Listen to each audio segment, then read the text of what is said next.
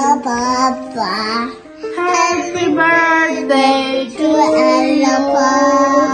Happy birthday, Elias Satan, and happy Onam.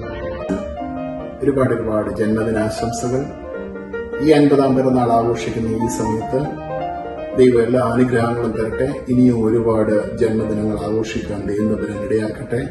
ആയുസ്സും ആരോഗ്യവും നേർന്നു. Happy birthday, Elias uncle.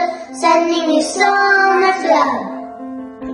പ്രിയ നൻപനുക്ക് 50ാമത് പിറന്നാൾ വാഴ്ത്തുക്കൾ.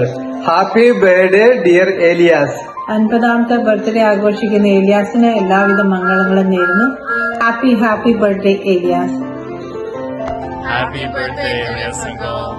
Happy 50th birthday.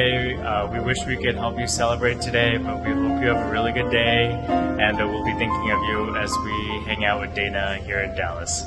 Take care. Bye. Happy 50th birthday, Elias Satan. Elias Satan has been the hidden and silent force in the Malayali community. He's always been the lubricating factor, making sure everything goes smoothly and everybody has a good time. And one thing many people don't know about him is that he is a big lover of Trump and he's a cheater. What I mean by that is, cheater കളിക്കുമ്പോ Trump കളിക്കാൻ വളരെ ഇഷ്ടം. Anyways, it has been a pleasure knowing you and being part of our community. So, thank you very much, Elias Satan. Elias ചേട്ടൻ, ഞാനിവിടെ പാലപ്പവും fish മോളിയും ഉണ്ടാക്കുമ്പോൾ നിങ്ങളെ ഓർക്കുന്നത്. അമ്മ വന്നപ്പോൾ ഞങ്ങൾക്ക് എലിയാസ് ചേട്ടൻ ഉണ്ടാക്കി തന്ന ഫിഷ് മോളി ഞാൻ എപ്പോഴും ഇവിടെ ഉണ്ടാക്കുമ്പോൾ ചേട്ടനെ ഓർക്കുന്നത്.